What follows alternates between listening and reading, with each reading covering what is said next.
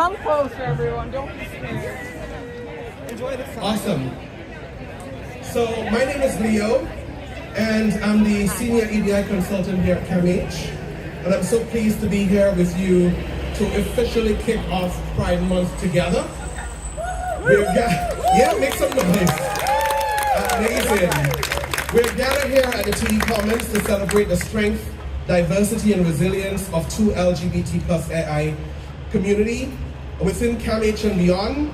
This event is not just about raising a flag, it is about raising our collective commitment to equity, inclusion, and the creation of a healthcare system that affirms and supports people of all genders, sexual orientation, and identities. At CAMH, Pride is not just a moment in the calendar, it is a reflection of our values. It is seen in how we show up for each other, the way we deliver care, and how we challenge systems that perpetuate harm and exclusion. Today's event is an opportunity to reflect on the progress we've made and the work that still lies ahead. I want to thank you all for being here to mark this important occasion and for continuing to build a community where everyone can belong, everyone can thrive and be seen. Before we begin this formal remark, I will invite Walter Linston to open us in a good way. Prayer. Walter, please. Put your hands together for Walter.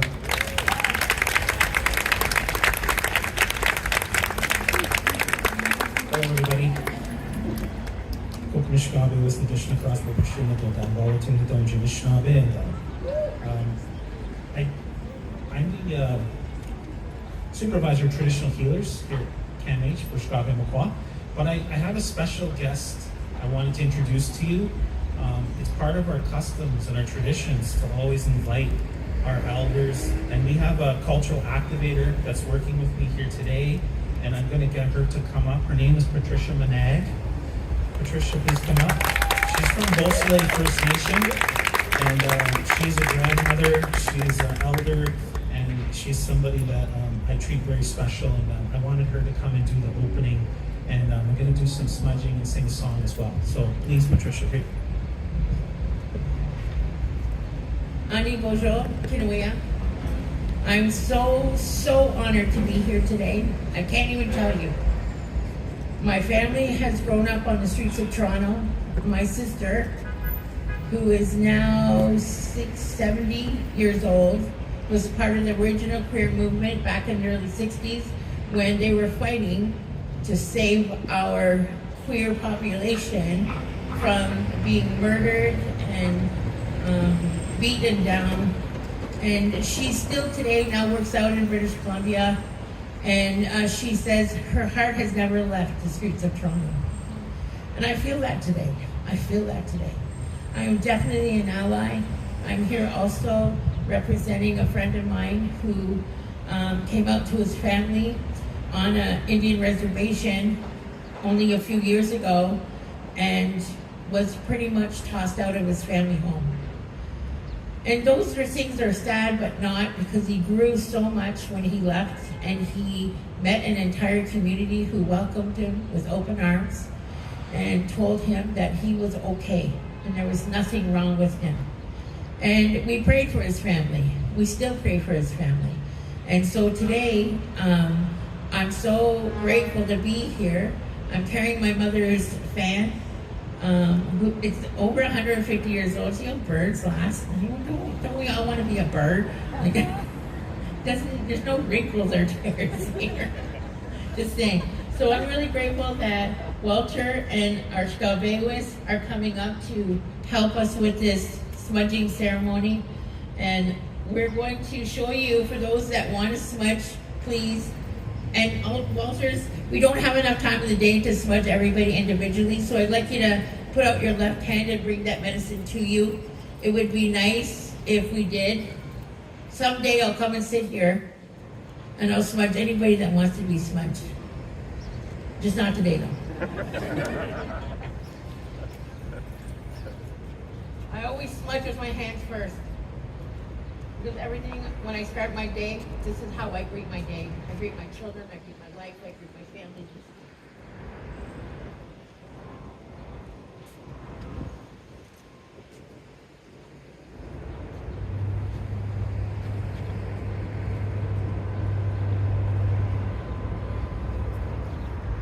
So we have our helpers over here that are going to smudge the flag, and with this medicine, we use this medicine to cleanse negative thoughts, negative feelings, negative energy.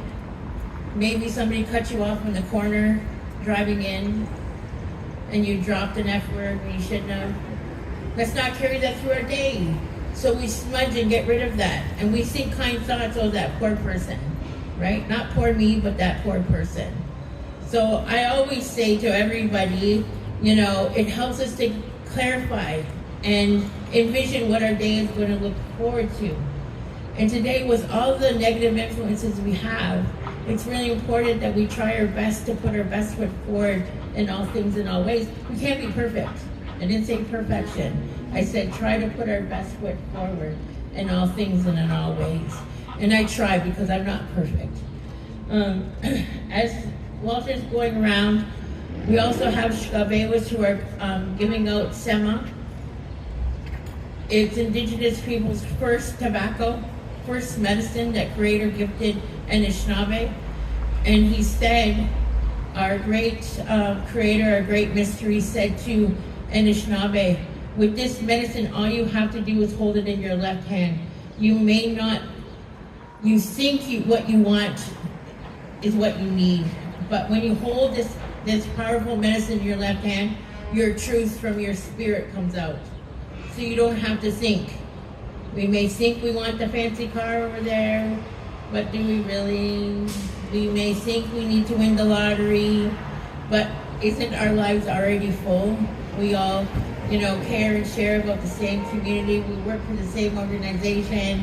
For those that are staff here, how beautiful is that? So I'm going to offer the prayer as I've been taught to offer the prayer. And I would suggest to you that when Creator had all people in the same circle, and he was giving every nation, every nationality of people, he was giving them all their instructions on how they were going to move forward in life. He also gifted them unconditional love. All human beings were gifted unconditional love. And if we're all gifted unconditional love, two things come to mind. Does that not mean we're all related in spirit? Ahow. Sure, Trish, yep. Everybody, 1, 2, 3, ahow. If we're all related in spirit, that must mean that all of our stories are true. Ahow. It doesn't matter how you walk into creation. It doesn't matter how you dress. It doesn't matter who you are partners with. It does not matter. All that matters is that we're all related in spirit, and we were all brothers and sisters. You were all my brothers and sisters. Creator gifted me that and gifted all of us that. Okay, so I'm going to offer the prayer in the way that I've been taught. Please add your own thoughts and prayers. And for those that have accepted the gift of Sema, there's trees around here. You can go put your tobacco down afterwards. Typically, we would have a fire. I don't think we can in downtown Toronto. I don't know, but we might change that, won't there? Have a bucket.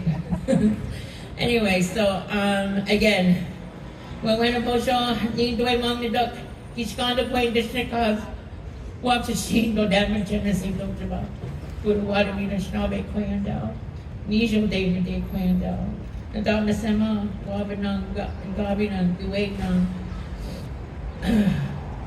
Wadoko Shinungo, Mama Aki Quay, Mashoma Sanana, Kakamasanan, Vijay Menado, Wadoko Shinungo. Majana Shima Jenna, I ask God Creator for all of us that are gathered here, that you gift us love, compassion, and acceptance for each other. Help us to see the similarities. Help us to see how we're all related in spirit and how we are all family. We're all brothers and sisters, and how we can love and support each other. I ask that you think of all those in our communities that are suffering grievous loss. Send them our prayers and our love. All those that are stuck in institutions that are seeking a well life, let them know that we're thinking about them. All the people that are homeless today, that are looking for food, looking for water, let them know that we're thinking of them. I ask for all those that were trying to make it here that couldn't. We think of them today. Send them our prayers and our love. Let them, everybody in creation, know that we are working towards a changed life. A changed life. Gajay help us to continue on that journey. Help us to clarify our vision together and for all of us. Ajuem Nishnonk Gajemnido. Ajuem Nishnonk Gajemnido. Ajuem Nishnonk Gajemnido. Ajuem Nishnonk Gajemnido Nikanagana. Ahami witch. So that ends my prayer. And if you have accepted that gift of tobacco, you don't necessarily have to put it down right now. You can do it after. But always in our spiritual way, this is how we start our day. Indigenous people have started their day with smudge, with medicine and prayer since time immemorial. And song. We also love to sing. And I'm so happy because Walter's going to share a song with us. And I just love listening to our Anishinaabe Oneni when they break out the song. Maybe he'll dance too. I'm just kidding, Walter. Walter.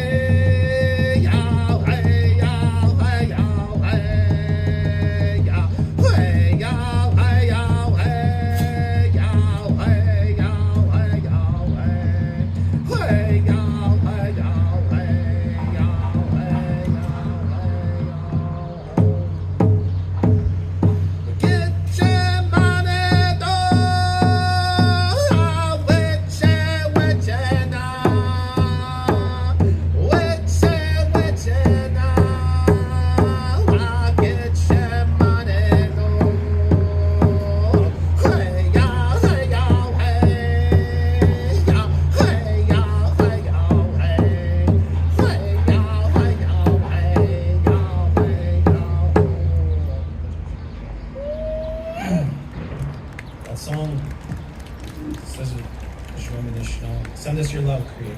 Thank you. Thank you so much.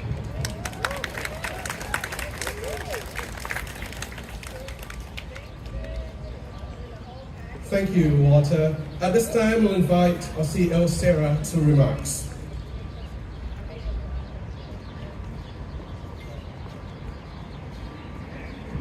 Thank you. Hello, CAMH, and thank you to Trish and Walter for that very meaningful opening. I have my tobacco in my hand, and I'm going to try hard to put my best foot forward. But some days are harder than others, as you all know. So wonderful to see everybody here with the sun shining, and let's hope as some of us volunteer to pray that the sun will also shine those days, but I know it will proceed no matter what. Each year I look forward to kicking off Pride Month, in large part because of the opportunity to celebrate and advocate for the 2S LGBTQIA+ community. Make no mistake, These are challenging times for this community. With the rise of anti-trans violence, rhetoric, and legislation all around the world. But this is also an important opportunity to ground ourselves as we reflect on the history of the Pride movement as a protest, as a fight for equality, equal rights, equal access to health care, and equal recognition that love is love. The Pride movement in Canada began in the 1960s and the early 1970s when the 2S LGBTQIA+ activists began organizing protests and demonstrations demanding equal rights and recognition. On August 28, 1971, roughly 100 people from Ottawa, Montreal, Toronto, and the surrounding areas gathered at Parliament Hill for Canada's first gay liberation protest. They presented a petition to the government with a list of 10 demands for equal rights and protections. A few years later, in 1979, Montreal and Vancouver became the first Canadian cities to host an official Pride March and festival. These events served as a catalyst for the modern-day 2S LGBTQIA rights movement across our country. CAMH will always prioritize diversity, equity, and inclusion, which is highlighted, in fact, in our strategic plan, under a pillar called Lift Societal Health Through Action in Mental Health Justice. We are committed to continuing our work to support important research towards addressing 2S LGBTQIA+ youth homelessness and creating safer, inclusive, and affirming healthcare spaces.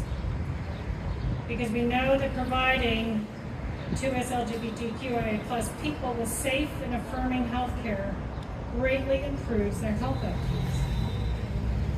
That's why just this year, CAMH Associate Scientist Dr. June Lam led a study that found transgender and gender diverse people have lower access to appropriate mental health care supports.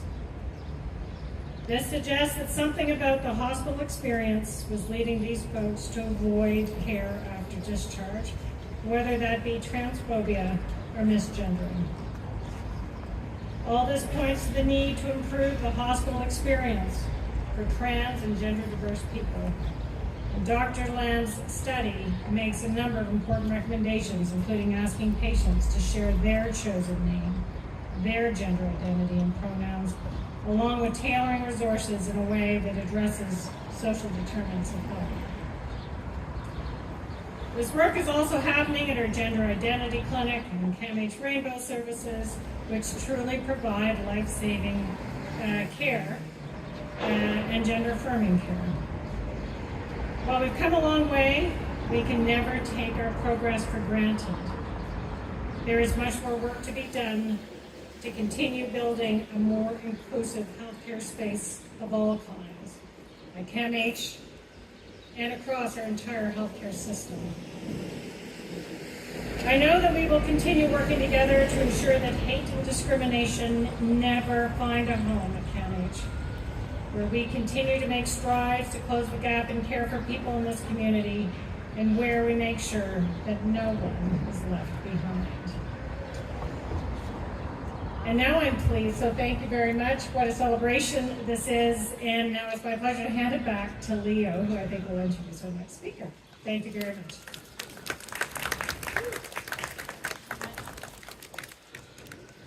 Thank you, Sarah, for your inspiring remarks and for your continued leadership in advancing equity and inclusion here at CAMH.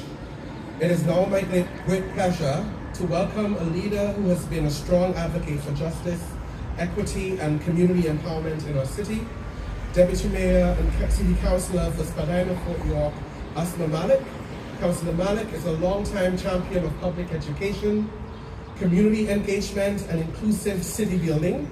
She had made history as the first hijab-wearing New Zealand woman elected to public office in Canada, and she continues to break barriers with integrity, courage, and a deep commitment to human rights. We are honored to have her join us today. to begin a Pride Month, please join me in welcoming Deputy Mayor Ausma Malik.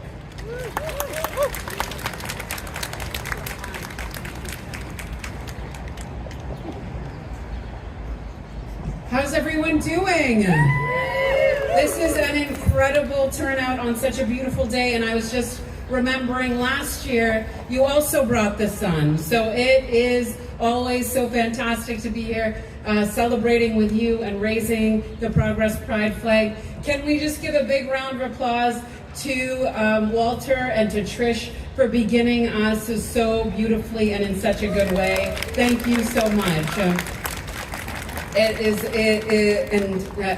Sarah echoed your good advice, Trish, we're going to be carrying that throughout not just the day, but the month as we move forward, and always putting our best foot forward. And can we give a big round of applause to Leo for taking us through the afternoon so beautifully? That is not an easy task, keeping us together and holding us in this important celebration. As was mentioned, my name is Ausma Malik. My pronouns are she, her. I'm very proud to be Toronto's Deputy Mayor, and so proud to be the City Councillor right here in Spadina, Fort York, Ward 10, and home of CAMH. And I'm so proud of the work that we get to do together, and honored again to join you this year to raise the Progress Pride flag to mark the beginning of Pride Month on behalf of myself, Mayor Chow, and our entire City Council. Just earlier this week on Monday, we raised the flag at City Hall with an incredible celebration with community members, advocates, organizations, and allies from one part of the city to the other. And I want to spend also this moment to really thank CAMH for the commitment and continued support in delivering inclusive and gender-affirming healthcare services. We know how important that is, and you continue to set an example for what that looks like, especially with the 2S LGBTQI+ community alongside, and that is so important. And yes, let's give that a big round of applause. It absolutely deserves it, and I know each and every one of you are part of that as well. And we share a commitment to diversity and inclusion and firm support for the 2S LGBTQIA+ community at the City of Toronto, and that is a shared commitment right across the board. And as was mentioned by Leo, raising the flag is a celebration and a continued call to action to building a city where everyone not just feels safe but is safe, and where everyone doesn't just feel supported but is supported, and where we recognize each of us for who we are. And it's a commitment, a deep commitment to challenging discrimination in all its forms, and to demonstrating how each and every one of our institutions, our services and supports are inclusive and affirming, no matter what the context is that we're up against. You laid it out so beautifully, Sarah, that in the City of Toronto, we have been, in a formal and documented way, been able to see the celebration of 2S LGBTQIA+ communities for 4 decades, and that has been hard fought. Those celebrations have been an outcome of organizing and of commitment and of fortitude from the community. And I am so proud to also be the City Councillor for Toronto Island. And as you likely know, Hanlan's was the site, the initial spot of what we know as Pride now in 1971 with the Gay Day picnic. And that is now honored this month with a stamp from Canada Post. It honors Hanlan's for that incredible milestone, and 3 other sites across the country for their important placemaking when it comes to the 2S LGBTQIA+ community and the history in Canada.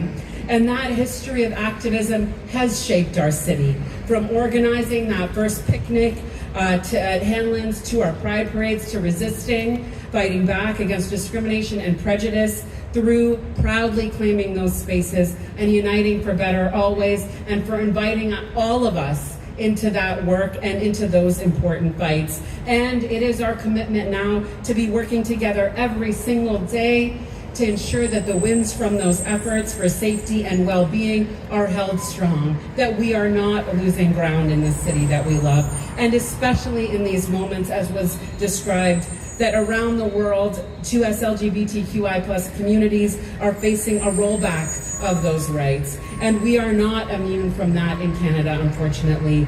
And I want to say very clearly, we stand in solidarity with our neighbors, our friends near and far, especially in the trans community, when we see what we are up against. And we will stand firm in the city of Toronto and all of us in places like this. Are you with me?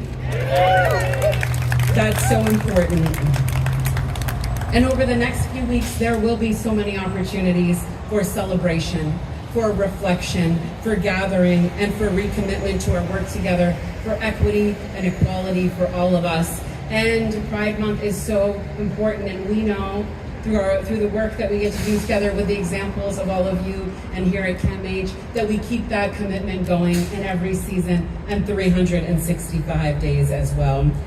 I say this all the time, and I'll share it with you again, that in a city like ours, we should have everything that we need to thrive. And I am excited to continue to do that work with you to make it happen, to do that work together with my colleagues on council, and to make sure that what that looks like is the kind of care and support that is needed. Good public services, affordable housing, being able to imagine building a future in a place like Toronto is also part of that shared commitment that we hold.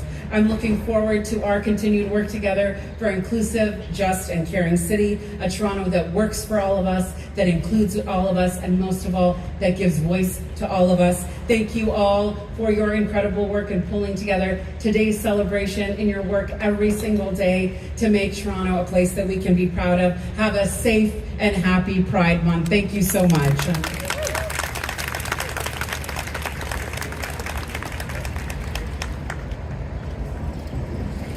Thank you, Ausma, for your remarks and for your continued leadership in Spadina, Fort York.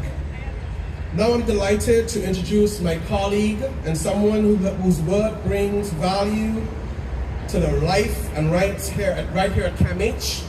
Julia Clement is our Equity, Diversity and Inclusion Advisor.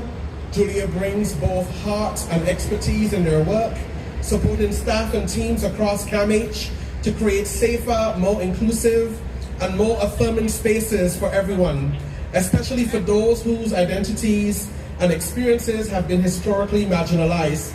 Whether it's through training, consultation, or everyday conversation, Julia helped push us towards becoming a more equitable organization, not just in theory, but in practice. Please help me join Julia Clement.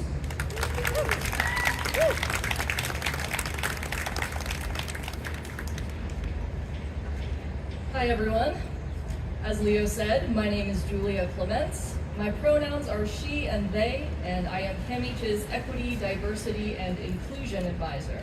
I'm also a member of the Pride Committee this year. I've been at CAMH for 2 years now.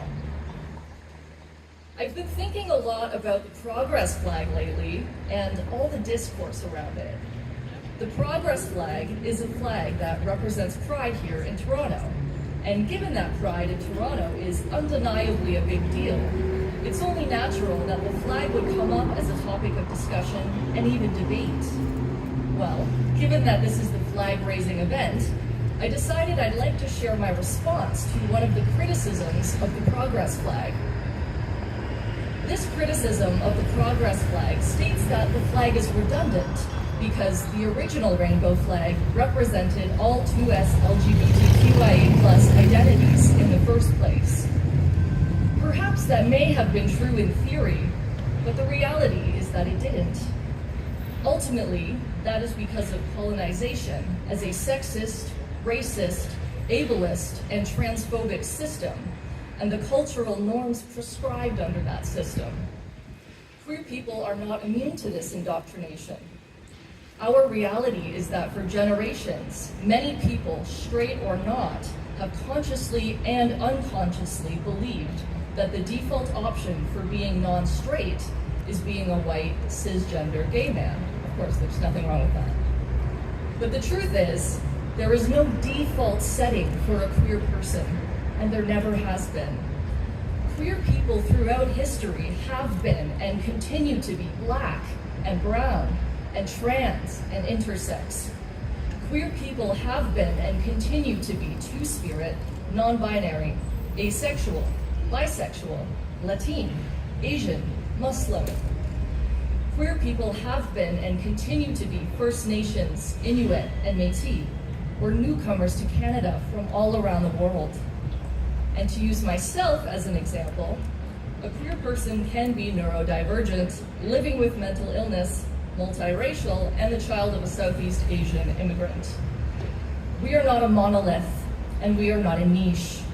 We have many facets to our identities that intersect and overlap in complex and unique ways. The Progress flag is intended to signify a conscious, deliberate effort to include queer people and identities that have been long excluded from the community, and in many cases, continue to be excluded from the community.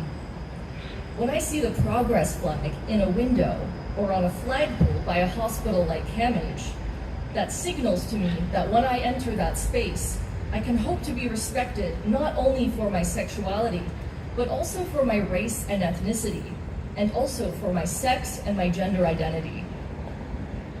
But of course, displaying a flag, however progressive it is a hollow gesture if it isn't accompanied by respect and inclusive and equitable practices.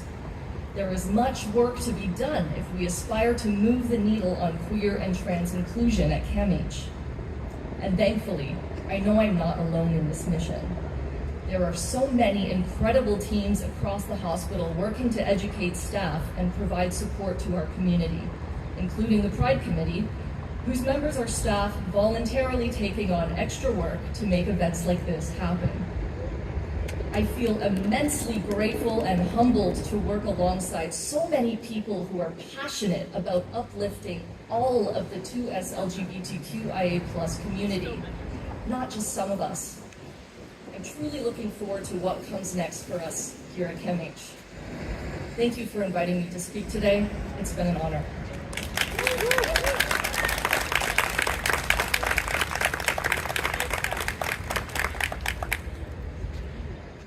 Thank you, Julia, for your heartfelt remark. It was very powerful and moving. Thank you so much for the work that you do every day here. I am now pleased to welcome a strong ally to our community and a dedicated advocate for mental health and public services, Chris Clover, Member of Provincial Parliament for Spadina, Fort York. MPP Clover has been a consistent voice at Queen's Park for inclusive education, affordable housing, and community well-being. He has shown a deep commitment to building a more compassionate Ontario, one where everyone, regardless of their identity, can live with dignity and pride. We are grateful for your continued support of CAMH and for joining us here today and helping us raise the flag. Please join. Thank you so much. It's an honor to be here. I had to race over because there's a lot of really contentious bills going through the legislature right now, and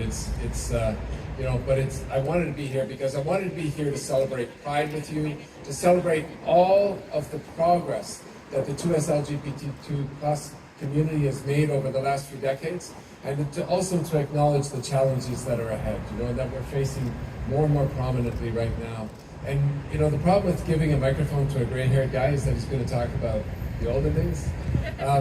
But I would say in my lifetime, I'm 63 years old, the biggest change in our society has been the acceptance and the celebration of 2S LGBTQ+ communities and identity. When I was born, it was illegal to be gay in this country, and 1967 that law changed. In the 1980s, we went through all the struggle and a lot of us had friends who developed AIDS, and all of the discrimination that we're facing. They ended up in the Supreme Court, and they won again and again. In the late, around 2000, Sherry DeNovo, who is a former MPP, performed the first legal gay marriage in the world, and that happened right here in the city of Toronto. We have made so much progress in advocating for Pride and celebrating Pride and making sure that everybody is celebrated, everybody's identities are celebrated and honored. And it's especially poignant that we're here at CAMH because acceptance is a big part of mental health. And the challenges and the acceptance that we are celebrating today, that can't stop. And I will acknowledge the challenges that are happening south of the border and globally. And last year when we were at the Pride Parade, there were a number of members of the delegation, of the executive, who are coming from East African countries where they are deeply under threat. And so the movement for Pride is not just a local movement here in Toronto, it's not just a Canadian national movement, it is a global movement, and we can never, ever, ever go backwards. We must continue to fight for pride, for acceptance of everybody's and celebration of everybody's identities. And that's why we're here today, and that's why it's my great honor to be here and stand in solidarity with you. Thank you.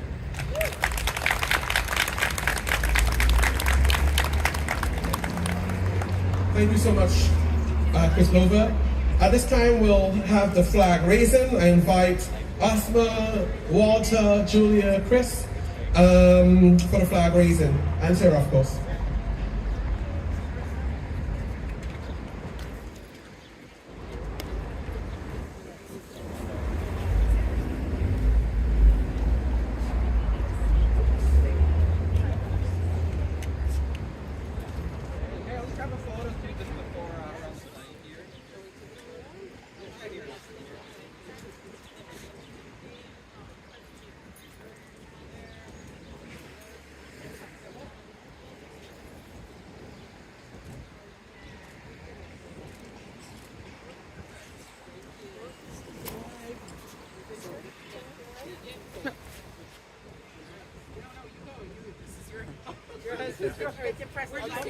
We're just here to support you. Okay.